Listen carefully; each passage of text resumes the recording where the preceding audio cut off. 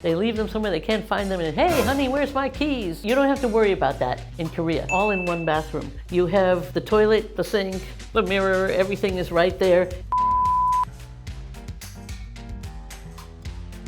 Hi there, I'm Rahelei. I come from the USA and I've been living in Korea almost 2 years now. For the past 20 years before I came to Korea, I was living in what they call a condo, which was a duplex, two sides, two families living side by side in one unit. It had 2 floors and a basement and a carport, or a garage, we call it, for your car, and land around it. So quite a different situation than I'm living here in Korea, for sure. Also, the size is very different. In America, as I said, they were much bigger houses. Even a condo, the condo that I was living in had 3 bedrooms on the top floor. On the main entrance floor, there was a living room, a dining room, a kitchen. Underneath that, there was a basement where the washer dryer was and everything, and the kids could play. Outside, there was the yard, and I even had a house for my car, a garage. So here, it's very different. I live in one room, which is kind of convenient in an odd sort of way as I get older. You know, I don't really have a lot of needs. I don't need a lot of stuff. In a big house, you tend to accumulate a lot of stuff, and in a small house, you have to have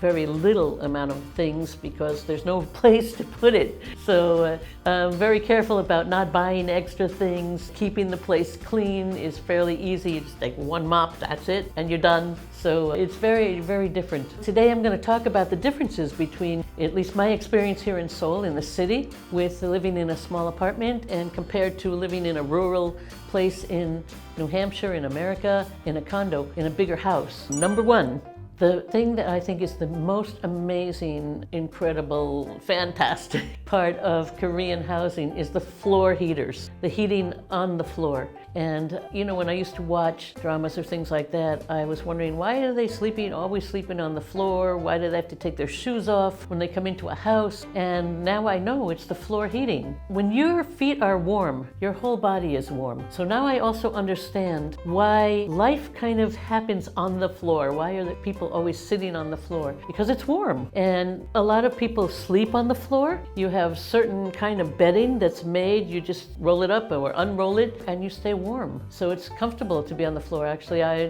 didn't really enjoy sleeping on the floor, but here in Korea, I've had the opportunity to try sleeping on the floor, and it's actually quite comfortable. And when I'm sitting doing any work on my computer or reading a book or playing the guitar, whatever I'm doing, my feet are touching the floor. They're keeping my feet warm and my whole body is feeling warm. The heat also rises, so it makes sense that the heat would come from the floor and then come up. In America, we have floorboards, forced air heating, or oil-based heating, gas heating, but I don't know, somehow it dissipates really quickly. You have to keep putting it on. It goes on and off, on and off. But something about the floor is very different. I really, really like it. So number 2 is life on the floor.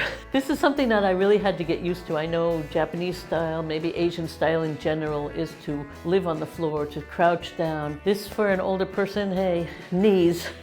That's not that easy. Once you get down, you don't want to get up again. So it's a little hard. It takes a little getting used to. But once you're on the floor, if the floors are heated, it's really comfortable, even if they're not. But you have to be really physically fit. I highly recommend taking care of your knees as you get older and strengthening that part of your body. So number 3. This was something that really is difficult. When you rent an apartment, most of the time in America, for example, you would put down what's called a security deposit, the first and last month rent, maybe 1 or 2 months rent in advance that you will get back. In Korea, on occasion, you will find some kind of apartment rental situation where you can only have to put down 1 month's rent. But for the most part, you need to put down anywhere between 1 and 10 million won, which is sort of comparable to $1,000 to $10,000 before you can rent a place. In my case, I had to put down 3 million won. First 2 million I was put down right away. That was about almost $2,000 plus the first month's rent. Next million I actually have to pay now. They gave me 3 months to put down that extra million. I have to say, it is not easy to come up with that kind of money. They put it in the bank, they benefit from it, and meanwhile, that's my savings actually that I have no access to anymore. So there's a bit of difficulty and even a slight bit of resentment that they've got my money and I don't have it now. And plus the fact that I still have to pay that high rent. In Korea though, the more deposit money you put down or key money you put down, you'll pay less in monthly rent. But you still have to pay the monthly rent. So I find that a little on the unfair side of things for me to find a living space.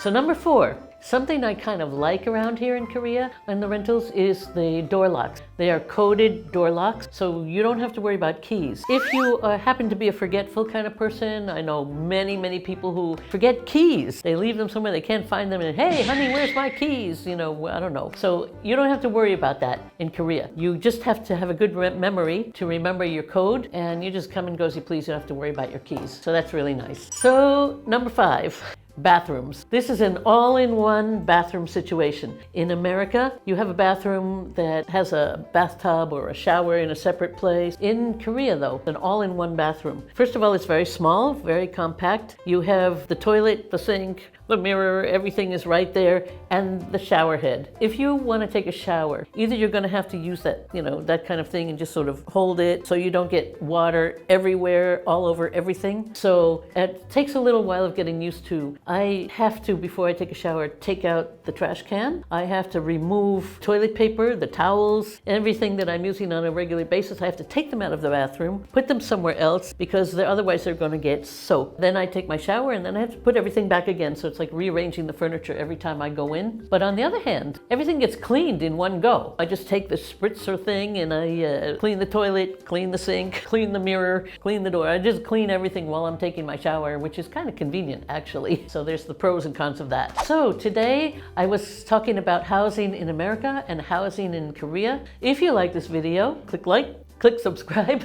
and see you next time. Bye.